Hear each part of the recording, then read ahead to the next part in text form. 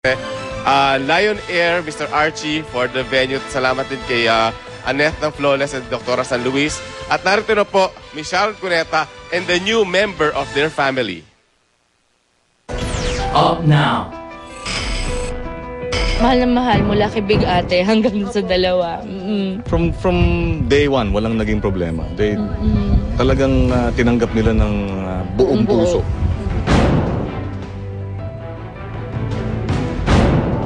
Ipinakansela pa raw ni Casey Concepcion ang kanyang appointment nung linggo upang makadalo sa kasal ni Shara Soto, pinsang buo ng kanyang inang si Sharon Cuneta. Kasi actually meron akong appointment today na binook ko 6 months ago pa, out of the country. Pero nung sinabi niya yung date, ay wala nang tanong-tanong, dinilit ko na siya sa schedule ko. Okay. Para makapunta ako dito. Kung sina Mega at Casey ang tatanungin, masusundan kaya agad ang kanilang pamilya ng isa pang kasalan? Is Casey next? Ako, kung ano man makakapagpaligaya sa anak ko, kahit ano pa yun, ready ako. Kahit ayaw niya mag-asawa, ready ako doon. One day. Someday. Bilang babae naman ako. Okay. Someday. Oo naman. Pero wala pa yun.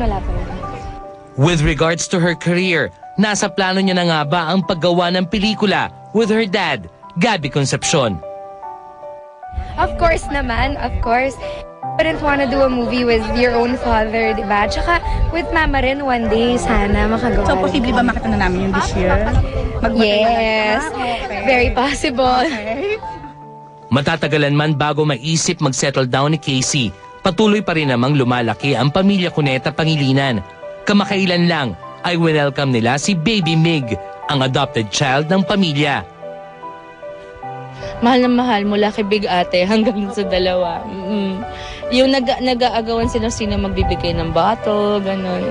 Kasi, tsaka I think dahil boy, excited sila. Oh, hindi sila threatened. Merong natural na parang natural na paglalambing.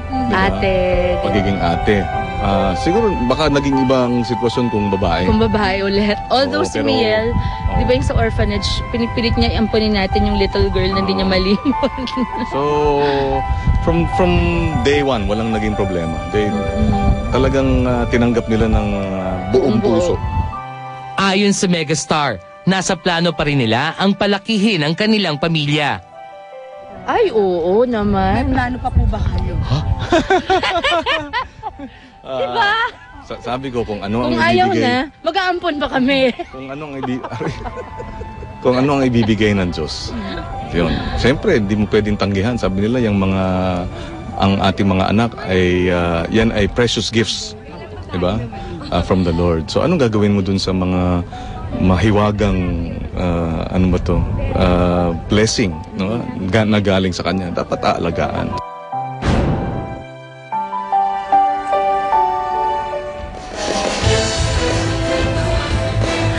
Later! Mga kaanak ng controversial murder suspect na si Jason Iver na sila Marlene at Freddy Aguilar, magsasalita na exclusive. Up next! James Yap, naghahanap na nga ba ng malilipatang condo unit? At Chris Aquino may update sa status ng relasyon nila ng asawang basketballista. Susunod na yan.